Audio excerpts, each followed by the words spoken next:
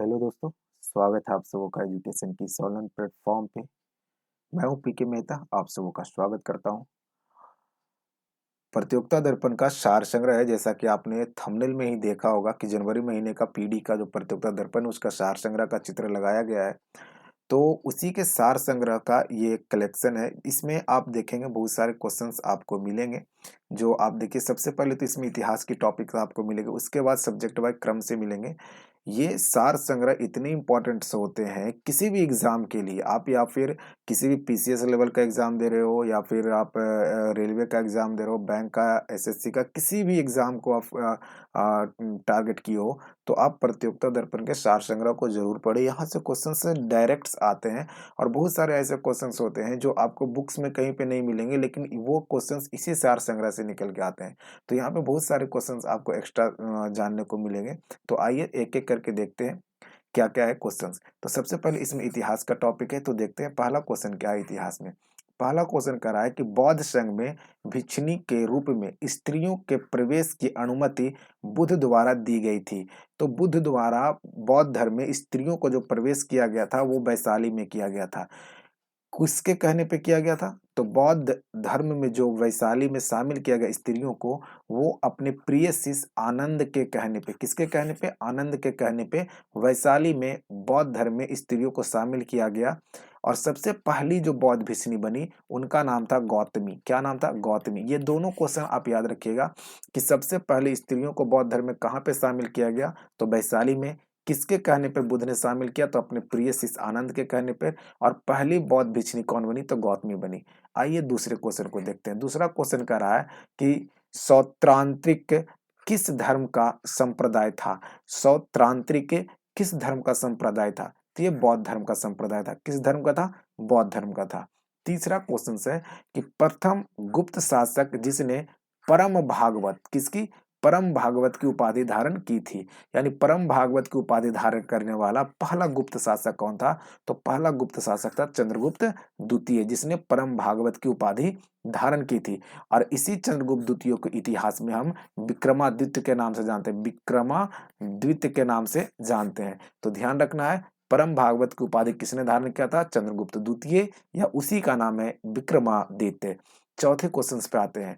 द्वितीय जैन सभा कब हुआ था? तो द्वितीय जैन सभा 512 ईस्वी में हुआ था, या इसी को छठी शताब्दी भी आप बोल सकते हैं कि छठी शताब्दी में द्वितीय जैन सभा हुआ। और ये कहाँ हुआ था? तो बल्लभी गुजरात में हुआ था। कहाँ पे? बल्लभी गुजरात में। और क्षमा श्रवण इसके अध्यक्षता थे।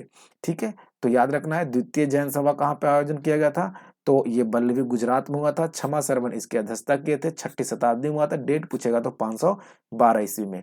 आइए 5 नंबर क्वेश्चन को देखते हैं। कह किस सुल्तान ने इक्ता व्यवस्था को आरंभ किया था?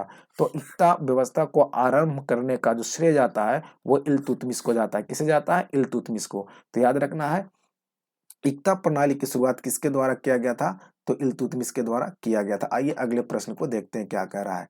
अगला प्रश्न है 6 नंबर कि पृथ्वीराज चौहान राय पिथौरा के नाम से जाने जाते थे। उनका मूल नाम क्या था? यानी पृथ्वीराज चौहान में वो कौन सा पृथ्वीराज चौहान था जिसे राय पिथौरा के नाम से भी जाना जाता था? तो पृथ्वीराज तृतीय को राय पिथौरा के नाम से भी जाना जाता था। ध्यान रखना ये क्वेश्चन को। 7 नंबर क्वेश्चन कह रहा है कि कालिदास के किस कृति की गिनती विश्व की 100 प्रसिद्ध साहित्यिक कृतियों में होता है? तो विश्व की 100 प्रसिद्ध साहित्यिक कृतियों में कालिदास की कौन सी पुस्तक गिनी जाती है? तो अभिज्ञान शकुंतलम। क्या नाम है उसका? अभिज्ञान शकुंतलम। कालिदास की और भी पुस्तक है जिसका नाम है रघुवंशम। क्या नाम है? रघुवंशम। उसके बाद है एक कुमार संभव। ये सभी पुस्तकें किनकी है? कालिदास की है। और अभिज्ञान शकुंतलम जो है वो विश्व में 100 प्रसिद्ध पुस्तकों में इनका गिनती आता है। आइए 8वें नंबर क्वेश्चन पे करा, इलाहाबाद के स्तंभ लेख में हरिसेन ने प्रशंसा की है। यानी इलाहाबाद का जो स्तंभ लेख है वो हरिसेन के द्वारा लिखा गया है और उसमें समुद्रगुप्त की प्रशंसा की गई है। याद रखना है कि हरिसेन किसके प्रशंसा किए हैं? तो समुद्रगुप्त के। और कौन सा अभिलेख में? तो इलाहाबाद के स्तंभ लेख में किया गया है। तो अब चलते हैं अगले क्वेश्चन पे। 9 नंबर क्वेश्चन करा है कि बिंबिसार ने अपने राजवैद्य जीवक को किस राज्य के राजा के चिकित्सा के लिए भेजा था? तो आंसर हो जाएगा अवंती, यानी बिंबिसार के द्वारा राजवैद्य जीवक को अवंती के राजा को इलाज करने के लिए भेजा था। आइए 10 नंबर क्वेश्चन पे। करा अशोक के किस अभिलेख में अपने उसके किस एकमात्र पुत्र का चर्चा किया गया है? यानी अशोक का वो कौन सा अभिलेख है जिसमें उसके एकमात्र पुत्र की चर्चा की गई है? तो वह तीवर। किसका चर्चा किया गया है? तीवर में, है ना। अशोक के अभिलेख में उस किस एकमात्र पुत्र की चर्चा की गई है? तो तीवर उसके पुत्र का नाम था जिसकी चर्चा अभिलेख में किया गया है। आइए अब चलते हैं आगे और देखते हैं आगे और क्या क्या क्वेश्चन है। अब देखिए यहाँ से इतिहास का टॉपिक समाप्त होता है और अब हम चलते हैं राष्ट्रीय आंदोलन के टॉपिक की ओर। किस तरफ चलना है? राष्ट्रीय आंदोलन के टॉपिक की ओर अब चलना है। तो देखिए राष्ट्रीय आंदोलन में पहला क्वेश्चन क्या है? करा 1946 के रॉयल इंडियन नेवी के विद्रोह को समाप्त करने के लिए घोषणा किसने किया था? तो सबसे पहले तो यहीं पे याद रखना है कि रॉयल इंडियन नेवी का विद्रोह कब हुआ था? तो 1946 में हुआ था और इसे समाप्त करने का जो घोषणा किया गया था मोहम्मद अली जिन्ना के द्वारा। किसके द्वारा किया गया था? मोहम्मद अली जिन्ना के द्वारा। 12 नंबर क्वेश्चन कह रहा है कि 1927 में भारतीय रियासतों और अंग्रेजी शासक के संबंध के पूर्ण परीक्षण तथा परिभाषित के लिए किए जाने के लिए किस समिति का गठन किया गया था? तो देखिए यहाँ पे क्वेश्चन कह रहा है क्या कि 1927 में एक समिति का गठन किया गया जो भारतीय रियासत और अंग्रेजी सरकार के संबंध को पूर्ण परीक्षण तथा परिभाषित करने के लिए गठन किया गया था। तो वो समिति का नाम था बटलर समिति। यानी 1927 में गठन किया गया कौन सा समिति? तो बटलर समिति। काम क्या था इसको? तो भारतीय रियासत और अंग्रेजी सरकार के परीक्षण और परिभाषित करना था काम इसका। किसका? तो बटलर समिति का। कब गठन किया गया था? 1927 में। आइए क्वेश्चन नंबर 13 को देखते हैं। क्वेश्चन नंबर 13 कह रहा है कि 1857 में लोगों के बीच राष्ट्रवाद की भावना जगाने और उसने राजनीतिक शिक्षा देने के लिए बंगाल में इंडियन लिंग की स्थापना की गई थी। तो इसके संस्थापक कौन थे? क्वेश्चन सीधा ये पूछ रहा है कि 1857 में। कब? 1857 में बंगाल में राष्ट्रवाद की भावना को जगाने के लिए किनके द्वारा इंडिया लिंक की स्थापना किया गया था? तो शिशिर कुमार घोष के द्वारा। किसके द्वारा किया गया था? शिशिर कुमार घोष के द्वारा इंडिया लिंक की स्थापना किया गया था। चलिए अब आते हैं अगले क्वेश्चन पे। देखिए अगला क्वेश्चन क्या कर रहा है? 14 नंबर। गांधी इरविन समझौता कब हुआ था? गांधी इरविन समझौता 1930 में हुआ था। 5 मार्च। कब?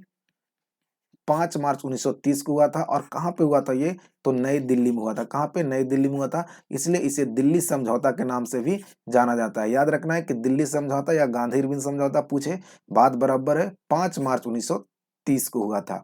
15 नंबर क्वेश्चन है महात्मा गांधी द्वारा प्रेरित जाकिर हुसैन समिति ने 1937 में मूल शिक्षा की वर्धा योजना प्रस्तुत की। इस योजना का मूलभूत सिद्धांत था। यानी महात्मा गांधी के द्वारा प्रेरित जाकिर हुसैन समिति के द्वारा कब? 1937 में एक वर्धा योजना प्रस्तुत किया गया। इस योजना का मूलभूत सिद्धांत क्या था? तो हस्त उत्पादन कार्य, यानी हाथ से उत्पादन किए गए कार्यों से संबंधित था। तो ध्यान रखना है महात्मा गांधी से प्रेरित कौन सा समिति था? जाकिर हुसैन समिति। कब गठित किया गया था? 1937 में। कौन सा योजना था? वर्धा योजना। संबंध किससे था? तो हस्त उत्पादन कार्यों से। आइए 16 नंबर को देखते हैं। कह रहा है महात्मा गांधी के अनुसार अनुसार उनके जीवन में त्वरित एवं व्यवहारिक परिवर्तन किस पुस्तक को पढ़ने से आया था? यानी महात्मा गांधी के जीवन में उनकी व्यवहारिक और त्वरित परिवर्तन जो आया वो अनटू दिस लास्ट नामक पुस्तक पढ़ने से आया था। कौन सा पुस्तक? अनटू दिस लास्ट नामक पुस्तक पढ़ने से आया था। आइए क्वेश्चन नंबर 17 पे देखते हैं। 17 नंबर क्वेश्चन क्या करा वो देखिए। 17 नंबर क्वेश्चन पे चलते हैं और 17 नंबर क्वेश्चन को देखते हैं क्या कह रहा है। 17 नंबर क्वेश्चन है कि Mahatma Gandhi and his myth नामक पुस्तक किनके द्वारा लिखा गया? तो मार्क सेपर्ड के द्वारा। अब देखिए ये सब पुस्तक का नाम ना जनरली बुक्स में मिलते नहीं है और ये सब कुछ पुस्तक के नाम एग्जाम में आ जाते हैं। तो ध्यान रखना है कि Mahatma Gandhi and his myth नामक पुस्तक किसके द्वारा लिखा गया है? तो मार्क सेफर्ड के द्वारा लिखा गया है। 18 नंबर क्वेश्चन है ब्रिटिश सरकार ने भारत सरकार अधिनियम 1919 के समीक्षा के लिए एक भारतीय संवैधानिक आयोग नियुक्त किया था। इस आयोग का को इस नाम से भी जाना जाता है। यानी देखिए 1919 में जो आया था अधिनियम, जिसे हम बोलते हैं चेम्सफोर्ड सुधार, है ना? तो इस अधिनियम के जांच के लिए इस अधिनियम के जांच के लिए जिस समिति का गठन किया गया था उसे नाम था साइमन कमीशन समिति। साइमन कमीशन समिति का गठन जो किया गया था 1927 में किया गया था। 1928 में यह भारत आता है और 1930 में अपनी रिपोर्ट को प्रस्तुत करता है। तो ध्यान रखना 1927 में इसका गठन किया गया, 28 में भारत आया और 30 में अपनी रिपोर्ट प्रस्तुत किया गया। साइमन कमीशन में 7 सदस्य थे और सभी सदस्य जो थे वो अंग्रेज थे, इसलिए इनका विरोध हो रहा था, है ना? साइमन कमीशन का विरोध किया गया था, जिनके खिलाफ ये लाला लाजपत राय का मृत्यु हो गया था, है ना? चलते आगे क्वेश्चन अगले पे, 18 नंबर क्वेश्चन के बाद 19 नंबर क्वेश्चन पे। देखिए 19 नंबर क्वेश्चन क्या कह रहा है। 19 नंबर क्वेश्चन है, भगत सिंह और बीके दत्त ने निम्नलिखित में से किस विधेयक एक्ट के विरुद्ध 8 अप्रैल 1929 को केंद्रीय विधानसभा में बम फेंका था? तो जन सुरक्षा विधेयक। ध्यान रखना ये क्वेश्चन बहुत इंपॉर्टेंट क्वेश्चन है कि भगत सिंह और बीके दत्त यानी बटुकेश्वर दत्त के द्वारा 8 अप्रैल 1929 को केंद्रीय असेंबली में बम जो फेंका गया था वो किस बिल के विरोध में फेंका गया था? तो जन सुरक्षा विधेयक के विरोध में फेंका गया था। 20 नंबर क्वेश्चन है, भारतीय स्वतंत्रता विधेयक को हाउस ऑफ कॉमन में पेश किया गया और ब्रिटिश संसद द्वारा पारित किया गया। यानी भारतीय स्वतंत्रता विधेयक जो था वो हाउस ऑफ कॉमन में पेश किया गया कब और उसे पारित कर दिया गया ब्रिटिश संसद के द्वारा? तो 18 जुलाई 1947 को। कब पारित कर दिया गया? 18 जुलाई 1947 को इसे पारित कर दिया गया। ध्यान रखना है ये क्वेश्चन। आइए देखिए, अब भारतीय इतिहास से संबंधित जो क्वेश्चन था राजनीति स्वतंत्रता इतिहास से वो खत्म हो गया है। अब भारतीय राज्य व्यवस्था और भारतीय संविधान के बारे में क्वेश्चंस मिलेंगे आपको। तो 21 नंबर क्वेश्चन क्या कर रहा है कि भारतीय संविधान के अनुसार भारत के उपराष्ट्रपति की आयु कम से कम कितनी होनी चाहिए? तो भारत के राष्ट्रपति की बात करें, उपराष्ट्रपति की बात करें, दोनों की आयु कम से कम 35 वर्ष होना चाहिए। प्रधानमंत्री की बात करें तो 25 वर्ष, लोकसभा का सदस्य का भी तो 25 वर्ष, विधान परिषद का या फिर आपका ये विधान परिषद बोले या फिर राज्यसभा बोले, दोनों का 30 वर्ष होना चाहिए। मतदाता की आयु कितना होना चाहिए? 28 वर्ष होना चाहिए। पंचायत चुनाव के लिए कितना होना चाहिए? 21 वर्ष होना चाहिए। चलिए आइए 22 नंबर क्वेश्चन पे। कह रहा है भारतीय संविधान में सरदार स्वर्ण सिंह समिति का सिफारिश के बाद जोड़ा गया। तो देखिए स्वर्ण सिंह समिति के सिफारिश पे ही मौलिक कर्तव्य को जोड़ा गया, है ना? ध्यान रखना है, स्वर्ण सिंह समिति के सिफारिश पे ही मौलिक कर्तव्य को जोड़ा गया और स्वर्ण सिंह समिति के सिफारिश पर ही 42वां संविधान संशोधन होता है जो 1976 में होता है ना? इसी के तहत मौलिक कर्तव्य जोड़ा गया और 10 मौलिक कर्तव्य जोड़ा गया है। लेकिन वर्तमान में कितना मौलिक कर्तव्य है? तो 11 है। ध्यान रखना ये, है ना? आइए 23 नंबर क्वेश्चन कर रहा है कि भारतीय संचित निधि में से धन निकालने के लिए किस प्राधिकार का अनुमोदन काफी है? यानी भारतीय संचित निधि जो है वो उसमें से किसके अनुमोदन के बाद हम धन निकाल सकते हैं? तो ये संसद के अनुमोदन के बाद आप संचित निधि से धन निकाल सकते हैं। आइए क्वेश्चन नंबर 24 पे, संविधान के भाग 9 के अनुसार पंचायतें किन प्रदेशों में लागू नहीं है? यानी पंचायती राज जो है वो किन प्रदेश में लागू नहीं है? देखिए नागालैंड में, मेघालय में, मणिपुर, त्रिपुरा, असम, आदिवासी क्षेत्र, मणिपुर के पहाड़ी क्षेत्रों में। ये बहुत इंपॉर्टेंट क्वेश्चन है। क्वेश्चन सीधा एग्जाम में मिलता है कि निम्नलिखित में से किस राज्य में पंचायती राज व्यवस्था लागू नहीं है? तो ये सारा नाम याद रखना है, नागालैंड, मेघालय, मणिपुर, त्रिपुरा, असम, ये सभी ऐसे राज्य हैं और एक मणिपुर जहां पे आपका पंचायती राज व्यवस्था लागू नहीं है। आइए अगले क्वेश्चन पे। अगला क्वेश्चन देखिए क्या कह रहा है। अगला क्वेश्चन है 25 नंबर, जब राष्ट्रपति उपराष्ट्रपति अनुपस्थित हो तो सर्वोच्च न्यायालय के न्यायाधीश राष्ट्रपति के कार्यों को हाथ में ले लेता है। ऐसा भारत में कितनी बार हुआ है? तो केवल अभी तक एक बार हुआ है। 1969 में जस्टिस एम हिदायतुल्ला के द्वारा कार्यवाहक राष्ट्रपति के रूप में कार्य किया गया है। तो ध्यान रखना है, कार्यवाहक राष्ट्रपति के रूप में अभी तक एक ही बार काम हुआ है। कब? तो 1969 में हुआ है। और किनके द्वारा? तो एम हिदायतुल्ला के द्वारा। किसके द्वारा? एम हिदायतुल्ला के द्वारा 1969 में। आइए 26 नंबर क्वेश्चन कह रहा है कि राष्ट्रपति चुनाव के लिए मतदान करने वाले इलेक्टोरल कॉलेज में कौन होता है? तो इलेक्टोरल कॉलेज का मतलब यहाँ पे है कि राष्ट्रपति का चुनाव कौन कौन करता है? तो लोकसभा के, राज्यसभा और विधानसभा के सभी निर्वाचित सदस्य भाग लेते हैं। देखिए यहाँ पे लिखा हुआ लोकसभा, राज्यसभा एवं केंद्र राज्यों में विधानसभा के चुने गए सभी सदस्य यानी निर्वाचित सदस्य भाग लेते हैं। आइए 27 नंबर क्वेश्चन को देखते हैं। 27 नंबर क्वेश्चन क्या कर रहा है वो देखिए। 27 नंबर क्वेश्चन है ये, कह रहा है संविधान के व्याख्या सर्वोच्च न्यायालय के संवैधानिक बेंच के डोमेन के भीतर आती है। बेंच में कितने सदस्य होना चाहिए? सिंपल सा क्वेश्चन ये है कि संविधान सभा की जब व्याख्या की जाती है, संविधान की व्याख्या जब की जाएगी तो न्यायालय के द्वारा जो किया जाता है उसमें न्यायाधीशों की बेंच जो बैठती है उसमें कम से कम कितना न्यायाधीश होना चाहिए? तो 5 न्यायाधीश। कितने न्यायाधीश होना चाहिए? 5 न्यायाधीश होना चाहिए। आइए क्वेश्चन नंबर 28 कह रहा है संघ की राजभाषा हिंदी और लिपि देवनागरिक होगी। अंग्रेजी का भी आधिकारिक कार्यों के लिए प्रयोग किया जाएगा। यह किस अनुच्छेद में वर्णित है? तो ये 343 के 1 में वर्णित है। 343 के 1 में यह वर्णन है कि भारत की भाषा हिंदी होगी राजभाषा, और देवनागरिक लिपि होगी, और सरकारी कार्यों के लिए कुछ मुद्दे पे अंग्रेजी भाषा का भी प्रयोग किया जा सकता है। 29 नंबर क्वेश्चन कर रहा है भारतीय संविधान के अनुच्छेद 25 से 28 तक क्या वर्णन है? तो 25 से 28 तक जो है वो धर्म की स्वतंत्रता की बात की गई है। किसकी बात की गई है? 25 से 28 तक धर्म की स्वतंत्रता की बात की गई है। क्वेश्चन नंबर 30 भारत के प्रधानमंत्री उसकी सरकार के खिलाफ अविश्वास प्रस्ताव में भाग नहीं ले सकता है जब वह राज्यसभा का सदस्य हो। यानी जब उसके खिलाफ अविश्वास प्रस्ताव लाए तो भाग नहीं ले सकता। कब? जब वह राज्यसभा का सदस्य होगा तब। आइए अब देखिए यहाँ से पॉलिटिकल साइंस का क्वेश्चन खत्म हो गया। अब आते हैं हम भूगोल के क्वेश्चंस पे। देखिए भूगोल के क्वेश्चन में पहला क्वेश्चन क्या करा है कि डार्लिंग श्रृंखला ऑस्ट्रेलिया के किस तट पर अवस्थित है? तो ये दक्षिण पश्चिम तट पर स्थित है। डार्लिंग वहां पे नदी भी बहती है, और डार्लिंग श्रृंखला ऑस्ट्रेलिया के किस तट पे है? तो दक्षिण पश्चिम तट पे है। नेक्स्ट है 32 नंबर, गोरा पहाड़ी भारत के किस राज्य में है? तो गोरा पहाड़ी जो है वो मेघालय में, गोरा, खासी, गोरा आपका हो जाएगा, है ना, और खासी और जयंतिया ये सभी पर्वत जो है वो मेघालय में है। आइए क्वेश्चन नंबर 33 पे अब आते हैं।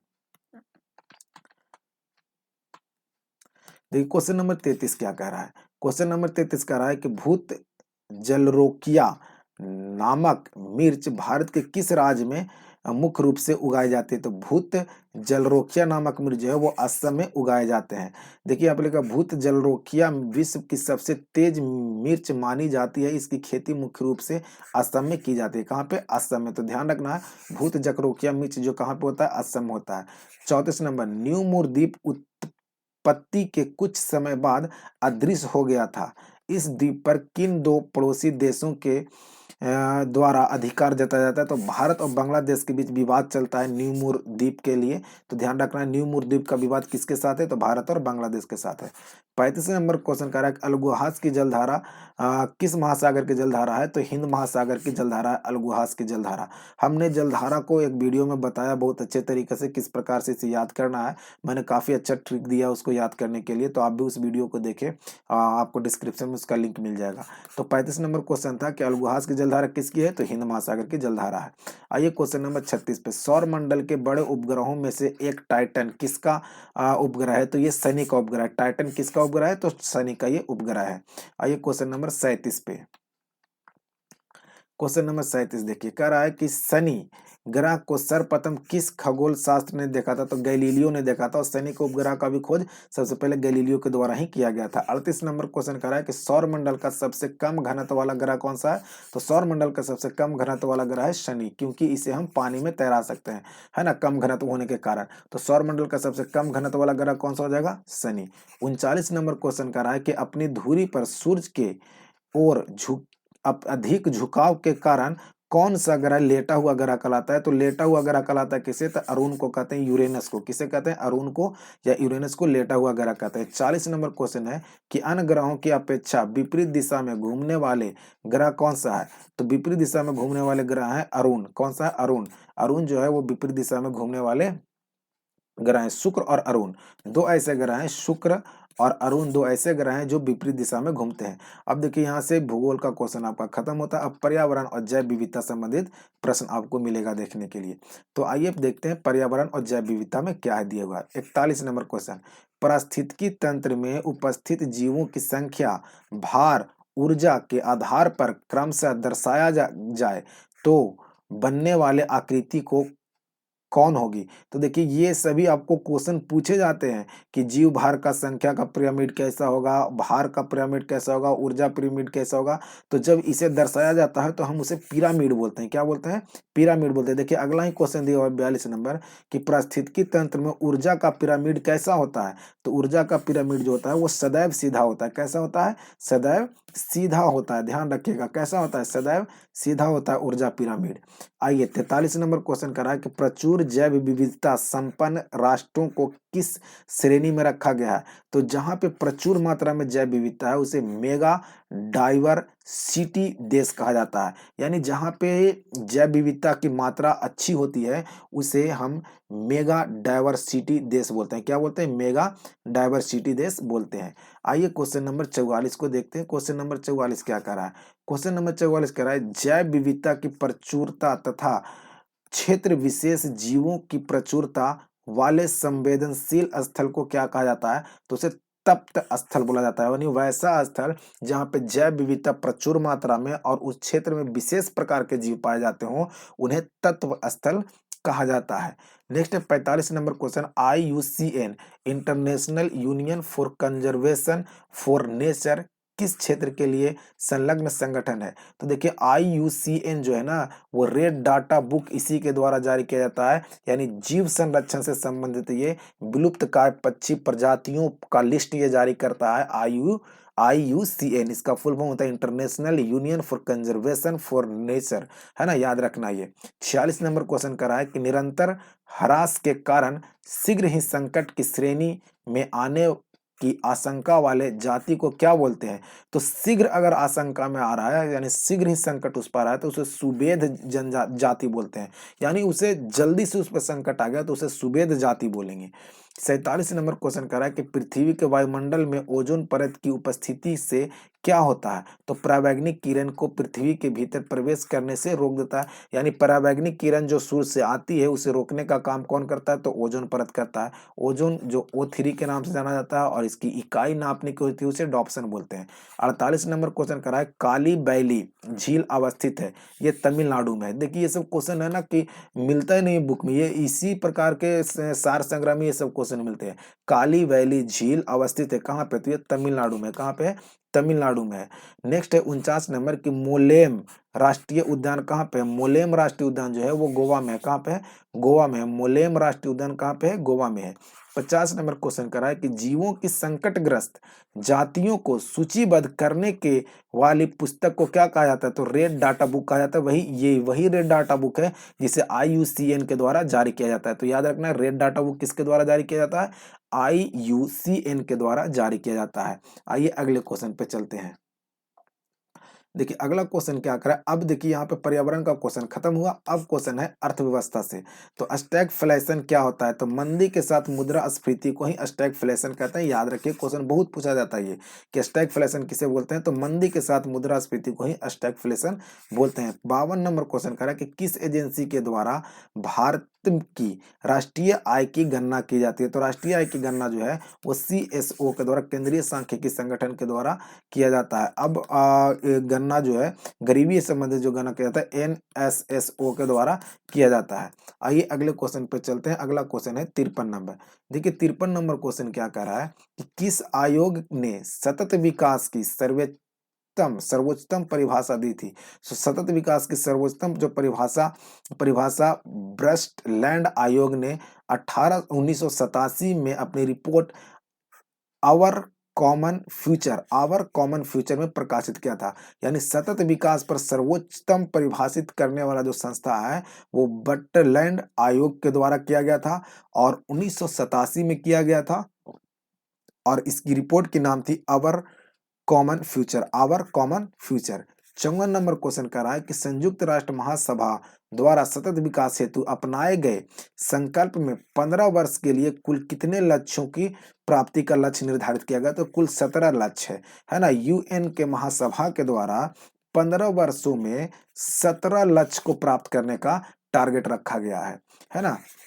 55 नंबर का है कि हेडलाइन मुद्रास्फीति को मापने के लिए भारत निम्नलिखित में से मूल सूचकांक में से कौन सा मान है, तो यहाँ पे WPI मान का प्रयोग किया गया है। 56 नंबर क्वेश्चन कर रहा है, अगर सरकार RBI द्वारा सरकारी प्रतिभूति के खिलाफ ताजा मुद्रित धन खर्च करने का विकल्प चुनती है तो इसे रखा जाना चाहिए। किस में रखा जाना चाहिए? तो इसे घाटा वित्तीय पोषण में रखा जाना चाहिए। अगर सरकार RBI द्वारा सरकारी प्रतिभूति के खिलाफ ताजा मुद्रित धन खर्च करने का विकल्प चुनती है तो उसे घाटे वित्त पोषण में रखना चाहिए। 57 नंबर क्वेश्चन करा है, मुद्रा का अवमूल्यन भुगतान घाटे के संतुलन को सही कर सकता है क्योंकि क्योंकि यह विदेशी मुद्रा में निर्यात की कमी करता है और घरेलू मुद्रा की आयात की कीमत में बढ़ाता है। कारण मुद्रा का अवमूल्यन जो है वो भुगतान के घाटे को संतुलन इसलिए कर सकता है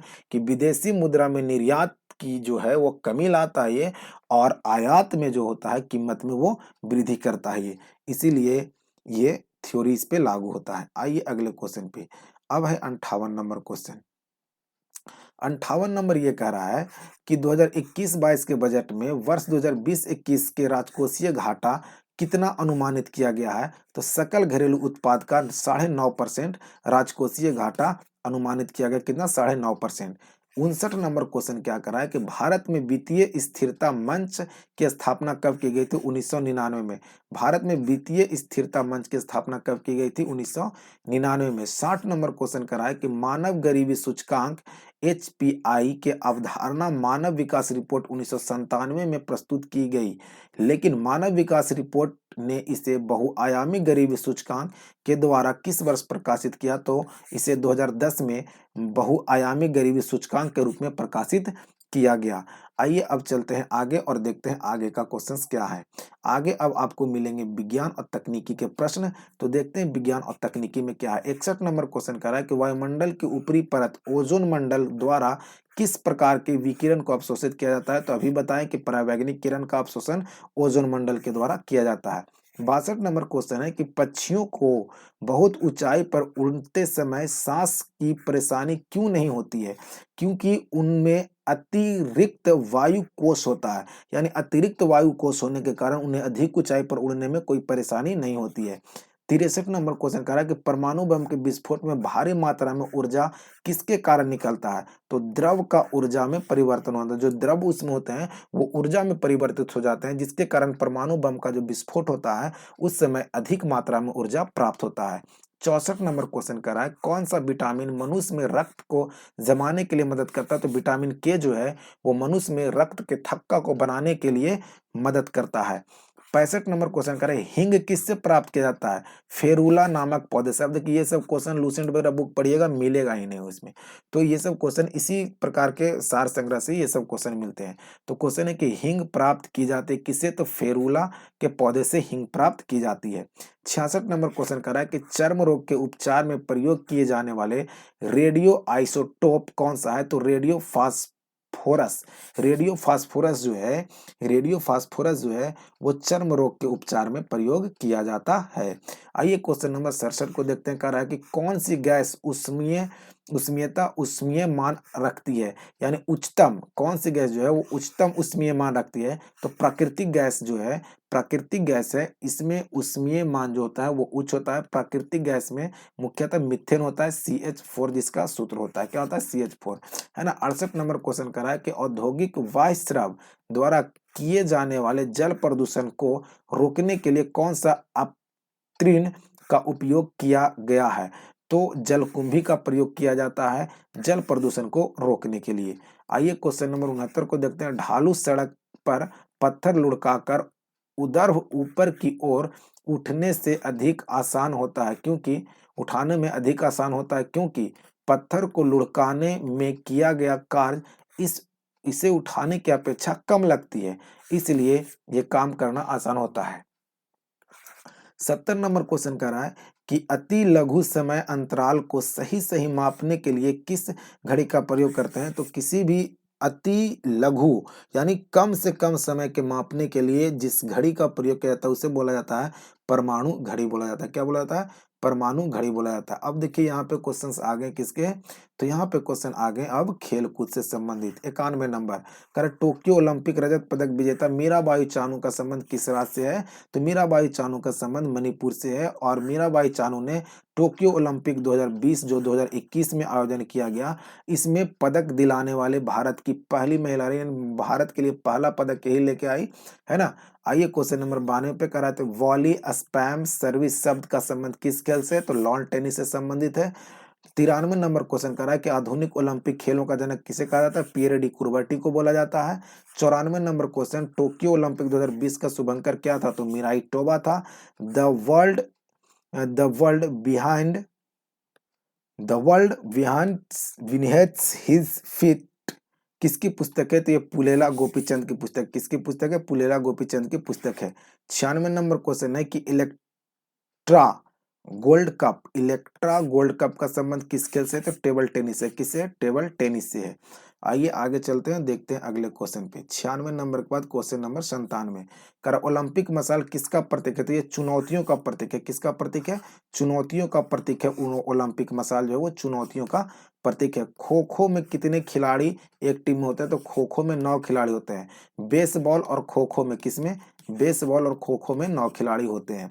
99 नंबर क्वेश्चन कर रहा है कि पोलो खेल में प्रत्येक पक्ष के खिलाड़ियों की संख्या कितनी होती है, तो पोलो में 4 होता है और वाटर पोलो में 7 होता है ना, ध्यान रखना। 100 नंबर क्वेश्चन है कि किस ओलंपिक खेल में पहली बार ओलंपिक शपथ ली गई थी, तो 1920 के ओलंपिक खेल में पहली बार ओलंपिक शपथ ली गई थी। आइए अब देखते हैं कृषि से संबंधित कुछ क्वेश्चन है। तो पहला क्वेश्चन है 101 नंबर पे कि साइकोसिल एक है, तो साइकोसिल वृद्धि अवरोधक है, क्या है, वृद्धि अवरोधक है। साइकोसिल क्या है, वृद्धि अवरोधक है। सब्जी के लिए काम में आने वाले पौधे के अध्ययन को ओलेरी कल्चर बोलते हैं। पोमोलॉजी में किसका अध्ययन किया जाता है, तो फलों का अध्ययन पोमोलॉजी कहलाता है। गेहूं की फसल को कितनी बार सिंचित करने की आवश्यकता होती है, तो 6 बार। गेहूं की फसल को कितनी बार, 6 बार। कपास का रेशा मुख्य रूप से बनता है, तो सेलुलोज का बना होता है। कपास का रेशा किसका बना होता है, तो सेलुलोज का बना होता है। चावल की प्रथम बोनी किस्म जो भारत में विकसित हुई थी उसका नाम था जया। चावल की प्रथम किस्म थी बोनी जो भारत में विकसित हुई थी, उसे नाम था क्या, जया। अब आइए अगले क्वेश्चन पे। अगला क्वेश्चन कह रहा है कि शुद्ध वंश क्रम वर्ण द्वारा कौन सी फसल का नस्ल शुद्धिकरण किया जाता है, यानी शुद्ध वंशक्रम वर्ण द्वारा कौन सा फसल का नस्ल शुद्धिकरण किया जाता है, तो स्वपरागनित फसल का जो शुद्धिकरण किया जाता है वंशक्रम वर्ण के द्वारा। आगे है अगला क्वेश्चन, धान का प्रसिद्ध खैरा रोग किसके कमी से होता है, तो जस्ता की कमी से होता है खैरा रोग। नेक्स्ट कर रहा है किसे मानव उत्पादन धान्य अन्न कहा जाता है, तो ट्रिटिकेल को मानव उत्पादन धन्य अन्न कहा जाता है, किसे, तो ट्रिटिकेल को। दलहन फसलों में कौन सा रंग द्रव नाइट्रोजन स्थितिकरण के लिए सहायक है, तो लेग हीमोग्लोबिन, क्या नाम है उसको, लेग हीमोग्लोबिन जो है वो एक ऐसा रंग द्रव है जो नाइट्रोजन स्थितिकरण के लिए दलहन में पाया जाता है। दलहन का नाइट्रोजन स्थितिकरण कौन करता है, तो लेग हीमोग्लोबिन। आइए अगले क्वेश्चन पे चलते हैं और अगला क्वेश्चन देखिए कंप्यूटर से संबंधित। कंप्यूटर से संबंधित कुछ क्वेश्चन है, इसमें दिया गया है कि सी प्रोग्राम को किसकी सहायता से मशीनी कोड में परिवर्तित किया जाता है, तो कंपाइलर के द्वारा। किसके द्वारा, कंपाइलर के द्वारा।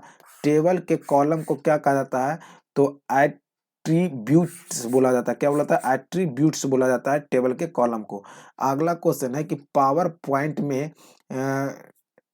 हेडर और फुटर बटन इंसर्ट टैब के किस वर्ग में स्थित होता है, तो टेक्स्ट ग्रुप में होता है। किस में होता है, टेक्स्ट ग्रुप में होता है। पीजीपी का फुल फॉर्म क्या होता है, तो प्रेटी ग्रुप गुड प्राइवेसी होता है, प्रेटी गुड प्राइवेसी होता है पीजीपी का फुल फॉर्म।